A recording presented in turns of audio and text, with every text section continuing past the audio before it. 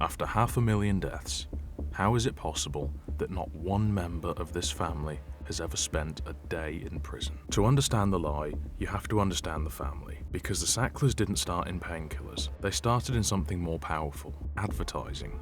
There were 3 brothers, Arthur, Mortimer, and Raymond, sons of immigrants, all of them doctors, but Arthur, the oldest, was something more. He was a marketing genius, decades ahead of his time, and he figured out one idea that would change medicine forever. You don't sell a drug to patients, you sell it to their doctors. You flood the medical journals, you befriend them, you fund them, and then you persuade them. Arthur essentially invented modern pharmaceutical marketing. His first great triumph was a tranquilizer that you've probably heard of, Valium. Under his marketing, it became the first $100 million drug, one of the most prescribed medications in history. That's the whole pattern right there. The family's founding fortune was built on taking a calming, dependency-forming drug and making it feel normal and safe. It was everywhere. They'd done it once already. They knew the playbook by heart. Arthur died in 1987, and the branch of the business that would become Purdue Pharma passed to the rest of the family. They were sitting upon a marketing machine of unbelievable power. All they needed now was the right product to point at this marketing cannon. And in 1996, they found it. It was called OxyContin. Now, the active ingredient was oxycodone, a powerful opioid, chemically a cousin of heroin, but that part wasn't new. Purdue's twist was this: a time-release coating designed to leak the drug out slowly over 12 hours. And from that one twist, they spun the entire story. Because it released slowly, they argued that this meant it was less appealing to abusers and less likely to hook you. And then they printed the most valuable sentence in the company's history, right on the official package insert, blessed by regulators. The label suggested the time-release design was believed to reduce the drug's appeal as a target for abuse. A cousin of heroin now carried in effect an official suggestion that it was safer and harder to abuse. No opioid had ever been allowed to say anything like it. The Sacklers had their product, and they aimed it at Arthur's previously made marketing machine. They fired at the whole country, and what happened next was an explosion. Because Purdue didn't just sell OxyContin, they unleashed it. They hired armies of sales reps and paid them enormous bonuses to push the dose higher. Because the bigger the prescription, the bigger the profit. They built databases hunting down the highest prescribing doctors in America. They aimed everything they had at them. They flew doctors to all expensive paid seminars at resorts, and they handed out coupons for free trials of a narcotic. They gave away branded hats, plush toys, even a Purdue music CD.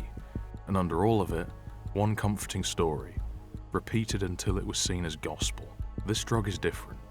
And then came the number, the single most damaging statistic of this entire epidemic. Purdue's sales force spread the claim that the risk of addiction in patients taking OxyContin was less than 1%. Now think about what that number does. It lets a doctor write the prescription with a clear conscience.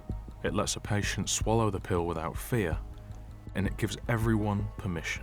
There was just one problem though. It wasn't true. It was never even remotely true. The real addiction rates were catastrophically higher, and the sales worked beyond anyone's wildest projection. OxyContin became a $1 billion a year blockbuster, around $34 billion over its lifetime. The Sacklers became one of the richest families in America. Here's what you need to understand before we go any further, because everything I've told you so far, that's the part Purdue would happily admit to. Aggressive marketing, a blockbuster drug, that's just business. What I'm going to tell you isn't, because while the galas were happening, the question was forming. One, that the company would spend the next 20 years and billions of dollars trying to bury. Did they know the pill was hooking people and continue to sell it anyway? I'm going to show you the exact moment they got caught, and then I'm going to show you what they did the instant they realized the law was finally coming for them. A move so cold, the Supreme Court of the United States would later give it a name. They called it a milking program. And when you understand what that means, you're going to understand exactly who these people are. So stay with me, because out in the real world, the pill that supposedly didn't hook people was hooking people everywhere. People figured out that if you crushed the pill, you destroyed the time-release coating. and got the entire opioid dose in one overwhelming hit. The safety feature became the very delivery system for a high. Patients who'd been prescribed it for a back injury, a dental procedure, a sports strain, suddenly couldn't stop.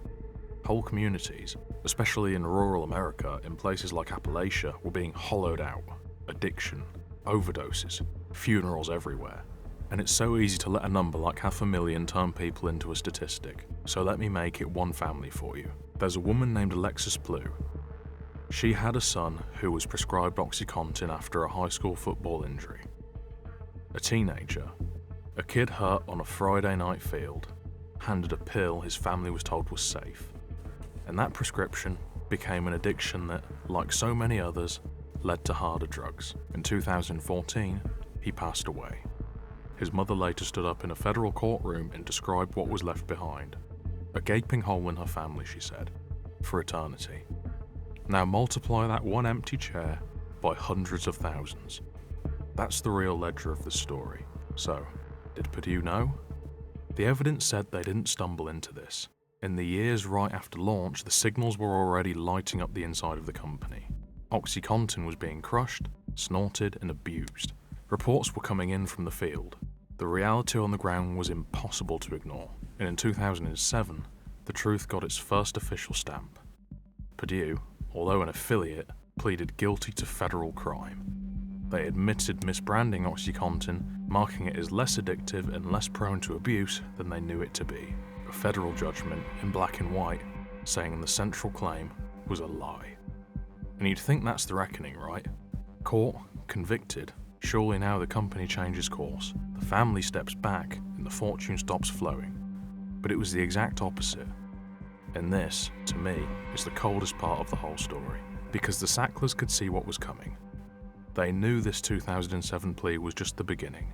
They knew that one day a tidal wave of lawsuits would come for the company, and maybe for the family fortune itself. So they made a decision. If the lawsuits were coming for the money, they'd get the money out first. And this is what the Supreme Court would later call, in plain language, the milking program. Over the next decade, the Sacklers pulled an astonishing sum out of Purdue. Around $11 billion.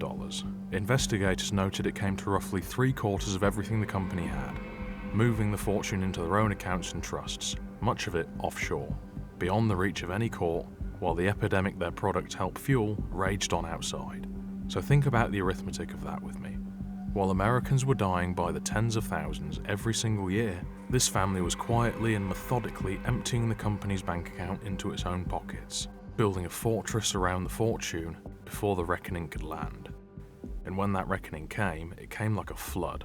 Thousands upon thousands of lawsuits, states, cities, tribes, the families of the dead, all converging on Purdue and the Sacklers at once. The value of the claims was measured into the trillions. But here's the move, the one that would enrage an entire country. The company filed for bankruptcy. The Sacklers personally did not. They'd already taken their billions out, and now they wanted to use the company's bankruptcy as a shield, to kill every lawsuit against them as individuals forever, without ever filing for bankruptcy themselves, admitting to guilt, or opening their fortune to the world. And for a while, and I know how this sounds, it actually looked like it was going to work. A deal was struck. In exchange for paying billions, the Sacklers would get sweeping legal immunity, a permanent shield against all current and future opioid lawsuits. So the company that drained $11 billion would hand back a tiny fraction of it and buy their way out of ever being sued by the very people they'd harmed forever. To the victims, it was an obscenity.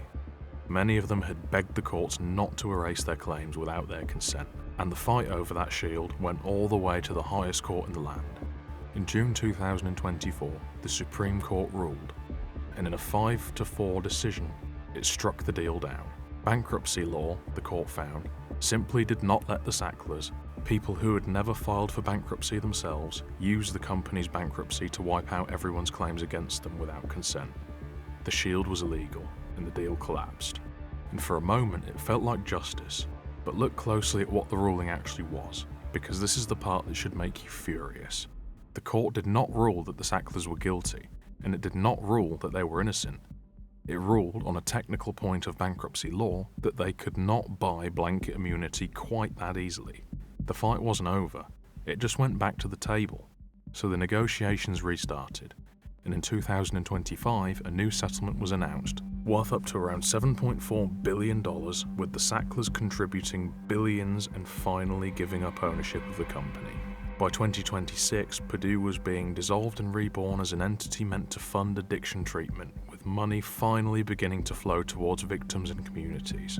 And on paper, it's one of the largest reckonings in corporate history. Here's where I have to be honest with you about how the story actually ends, because it's not the clean victory you want it to be. After everything, the hundreds of thousands dead, the guilty plea, the 11 billion drained, the Supreme Court, not a single member of the Sacklers family has ever been criminally charged over OxyContin or Purdue's conduct. Not one. The company pled guilty, the company paid, but the individuals who were in control, they remain extraordinarily wealthy, still among the richest families in the country. They gave up a slice of the fortune to make the lawsuits disappear, but they never went to prison. And they've largely denied wrongdoing, expressing regret over the crisis while insisting they acted lawfully and ethically. So what is this story really about? Because it's not about a pill, it's about the same machine I've shown you before. The deliberate manufacture of a comforting lie sold by people with every reason to know better. The Sacklers took their early learnt marketing lesson and perfected it for the age of the prescription pad. They didn't need to be reckless, they needed your doctor to trust a number less than 1% and a soothing sentence on a label. They turned the most trusted relationship in your life, with your doctor, into a delivery system. And let me be clear about something, because it really matters. The doctors, overwhelmingly, were not the villains here. Most of them believed the lie too. They were handed a false number by a company that knew better, and they passed it on to you in good faith, trying to help people in pain. And that's the whole point. This kind of deception doesn't need bad people to carry it out. It works precisely because it travels through the good people. So here's the lesson I want to leave with you. We imagine evil as something obvious, monstrous and loud. But the deadliest harm in modern business almost never looks like that. It looks respectable. It looks like a distinguished family name on a museum wall. It looks like a doctor you trust, handing you a small white pill and telling you with complete sincerity that there's almost no chance it'll hurt you. The most dangerous lie of all is the one that arrives wearing a white coat. That's the economics of a story, and that's Storynomics. And it leaves me with one last uncomfortable thought to take into next time, because you and I have now watched companies lie about office space, blood, money, and cigarettes. Different industries, different decades, but always underneath the same machine. The next story I have to show you is even more shocking than this one. Subscribe, and I'll see you there.